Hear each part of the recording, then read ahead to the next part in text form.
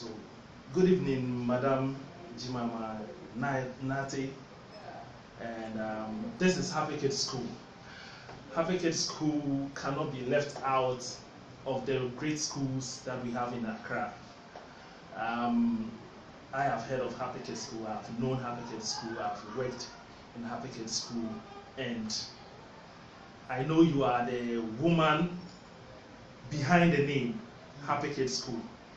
Almost everywhere in this country, many have heard about Happy Kids School. Indeed, it's one of the great schools that we have. Are you a born entrepreneur, Madam Jemima? Thank you for the question. Yes and no. Yes, because if entrepreneurship has to do with the willingness of somebody to get into one's own business, I would say yes. Because as far as I can remember, I've always wanted to work on my own. And I remember one day, just after I finished in secondary school, my mother asked me a question. What do you want to be in the future? And I said, I want to be my own boss. Looking at that, I think that was the spirit that I had within me, trying to do something by myself. No, because it's not just about the passion, but it's about going through some good training to enable you to have control over what you do.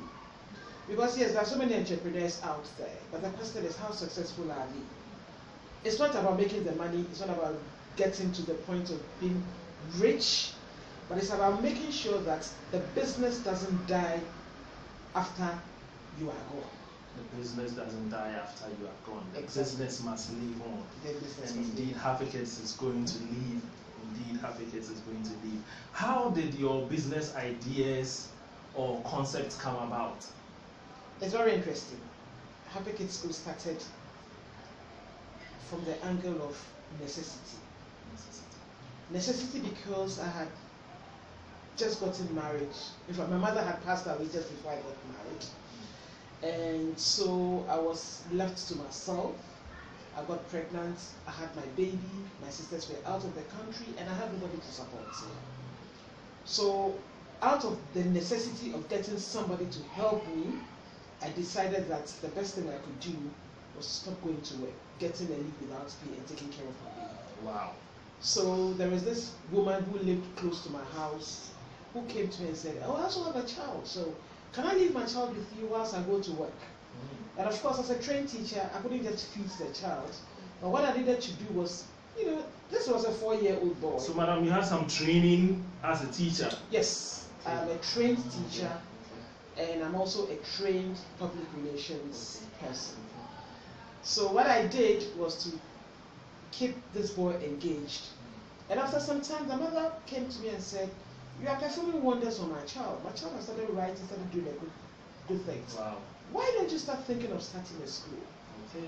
And then it just struck me, this is it. I can start a school. But hey, no money, what could I do?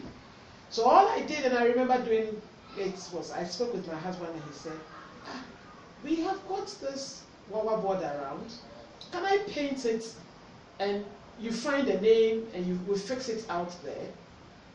And so the issue of what kind of name are we going to give to the school? And then one day I was bathing my daughter, and she was smiling and smiling, and then I said, this is a happy child. This is a happy kid. And my husband screamed, that's the name. Okay. And that was it. Happy Kids. Yes. Happy Kid. And then Happy Kids School. Yeah. Thank you very much. So from your response, I noted that you had to even start your structure by the use of a Wawa board. It means that right from the onset, you didn't have to have so much capital, like some perceive that I have to have so much money in order to start such a business. Yeah. You can start from somewhere, and then, in fact, if you are determined and you are passionate about whatever you are doing, you believe that you are going to get somewhere, you are going to soar higher. Exactly. That's wonderful. Please, what are some of the threats or some of the challenges that you have faced ever since Happy Kids School has been in existence, or even let's say from the scratch? What were some of the challenges that you had to face? Some of the threats could be your own self. Waking up one morning and telling yourself, I'm not going to succeed, I have to stop this. You can be your own threat. The other threat could be the people around you. Because I remember after having about 8 children, my husband was like, are you sure this thing is going to succeed? And I told him, just watch me. Wait till I have 50 and you see that I'll get to, my final destination of getting all the kids that I want to. The other threat could be your neighbors. Neighbors who are not encouraging enough. And in my case, it's a school, so my kids make a lot of noise. Because you should expect children to make noise. And neighbors would come and would say, this was a very quiet community. Why have you all of a sudden made this place into a noisy place? In fact, your family could be a threat. But for me, the most serious part of the threat are your competitors. Wow. Your competitors. Your competitors, and especially if they see that you're a young person. Because as a young person, if somebody else is out there in the same business and is older than you, you become a huge threat. Yes. Because you've got the energy, you've got the drive, you've got the focus, you've got everything that will take you to probably overtake them. So these are some of the threats around. Competitors. So we can say for a fact that there are a number of schools around, but then obviously yours is the best amongst those that we have around here, because we look at the population of your students, and if we are to compare with other schools, we can say for a fact that you have a great number of students. Please, were there any opportunities that you identified? Did you have to look out for, let's talk about this area. Did you look out for reasons like this area has no school, and so let me have my school situated here, for instance? Did you look out for any elements or opportunities like that? Yes, I would say that when it comes to location, I didn't have any option, because this is where I found myself. So that shouldn't be something I have to talk about. Of course, it was a good location, because Pashiman, it's not the thing that people will talk about. And so what I told myself was, I'm not going to use the schools around as my competitors if I wanted to succeed. I needed to look out there to all the Class A schools and do exactly what the Class A schools are doing. Even though I was living in an area where lots of people wouldn't expect a school like that to thrive. Okay? Another opportunity that I had used was my own previous training, because I had trained as a PR person.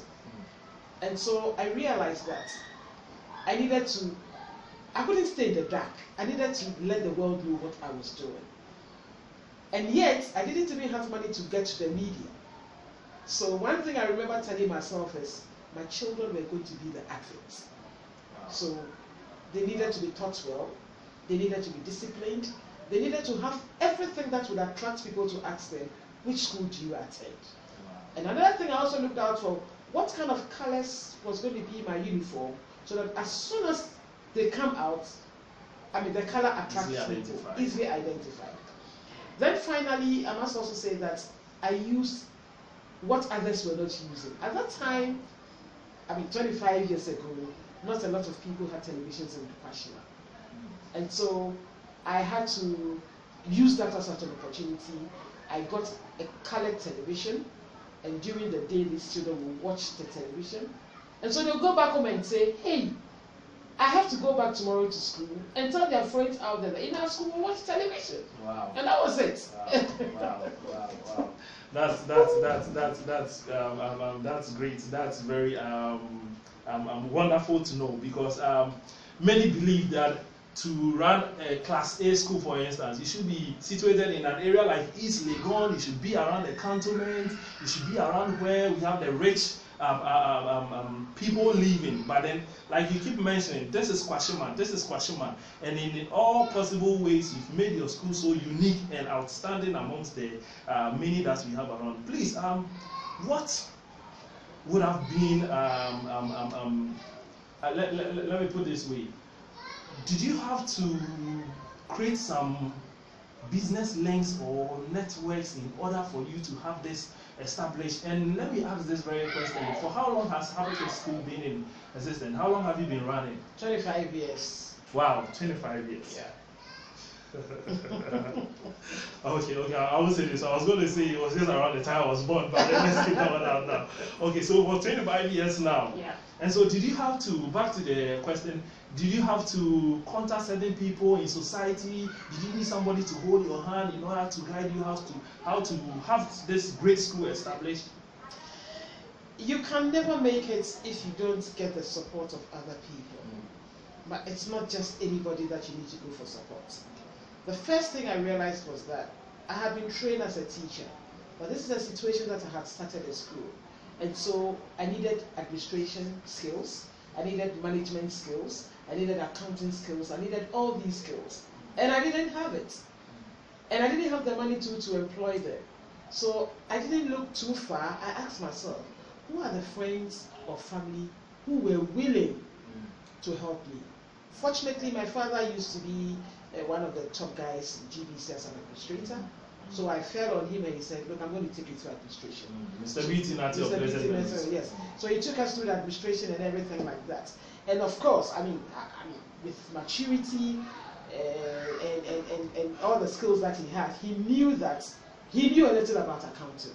So gradually he was holding my hands. But after about a year or two, I told myself that, hey, it's better you get back and train yourself. So I got in touch with Empretech. And Empretech got me in. I went through the interview and I passed. So I went for the 10-day workshop, entrepreneurial workshop, and that really opened my eyes to what good entrepreneurship is. And I also started looking out for other training courses all over the place. Some I did at Game Pass. I mean, I just made sure that I trained myself. I got all the skills that I needed to be able to get through this. Wonderful, wonderful. So you were not like, let's see, you didn't keep yourself at the level or standard at which you began. You added on to your skills and your training and your knowledge in order to really run this business or school very well. Yes. That's indeed a very wonderful one to note. And also, would you have ventured into any other business aside from running?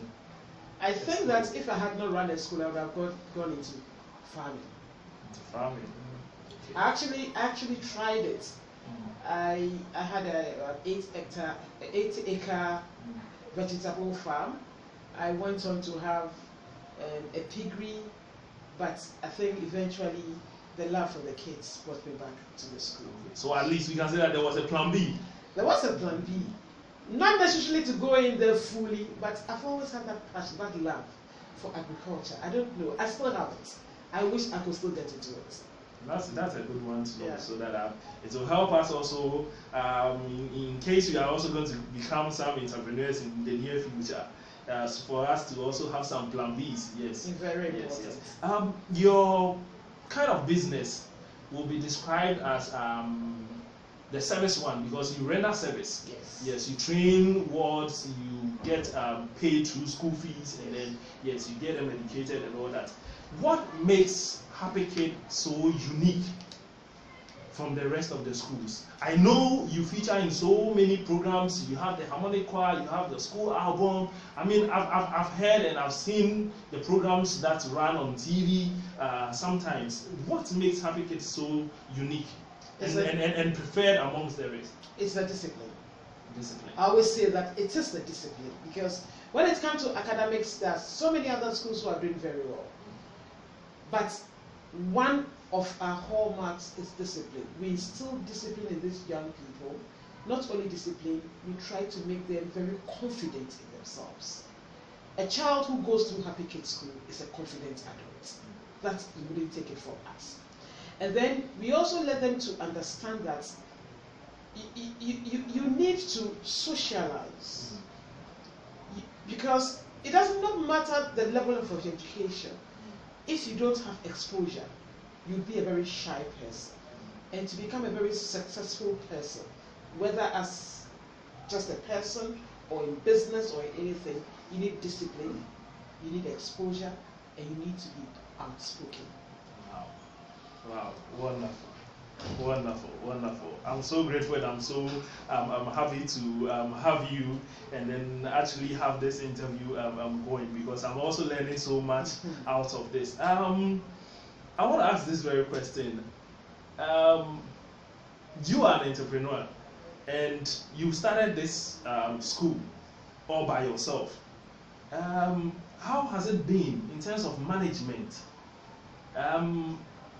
I believe you are a sole proprietor of the school. I used to be it used to be a sole proprietorship, but after some time, it's now a limited liability, because as you are growing, if you really want to grow, you cannot do it all by yourself. So the best thing to do is to register it as a limited liability, and then you have other people interested in it, and then you take it from that part. Okay, so let's look at this. For instance, when you are not around, is the school equally run just as when you are around? Are there some challenges? Do you see some lapses, for instance, when you've returned from your other travels? I thank God that... Because, sorry, not to cut you, I believe that those are some of the reasons why people would like to run their businesses solely. Yeah. Because they believe that things will not go the way I want them when I'm out. If you decide to do that, your business will die with you. Because then you wouldn't have trained anybody to take over from you. In Happy Kids School, what we did, as soon as we decided to turn it into a limited liability, is to start getting people trained as a management team. And we don't go out there to bring people from outside. We train those who are in there. We look out for what kind of skills they have. And then we try to groom them through everything. Even if it has to do with formal education, we sponsor them to go to school. And so there's not only the love for the school, but the fact that they know what the school needs, they know what the school wants, they know everything about the school, and they are prepared to help grow the school. So I have a management team. I have a general manager, I have an accountant, I have heads of departments, I have an academic head, I have somebody in charge of the matron is in charge of the kitchen and all those things. I have the drivers and the person in charge of the... It's a whole setup. I believe that what is missing when I'm not here is just my presence. Because now, anytime I come back, the kids just rush to me and they're like, "Oh, madam, we've not been seeing you, we miss you." And then I know that that is what they miss. Wow. My presence. Wow. But not necessarily the school not running. The school is being run, no problem. That's wonderful to know. To the very last question, what would you attribute your success? What would you attribute Happy Kids' success to? I think first it's about passion. It's about commitment. It's about hard work. And let me say that all these things wouldn't work if spiritually you're not committed to what you're doing. God's presence is very important. And I would say that I can testify that at the beginning, when I didn't know my left from my right, I would just leave everyone, get into my room, kneel down and say, "God, this is your work. And so guide me to the end." And I think He's guided me to this point. And I'm very grateful about that. Wow. Thank you so much, Madam Jemima. Most of it all, the God factor is very, very, very important. The passion, the commitment, and then the hard work. Thank you very much. I have noted all these, and I believe to also inculcate it in case I'll be an entrepreneur. Yes, and of course I'll love to be, and so this will really go a long way to help me and also others who are also going to see this interview and video in the near future. Thank you very much for the opportunity to interview and know much about you and then your business, and especially how you have kept it up to this very point. Thank you once again, Madam Jemima. Thank you very much. Thank you very much.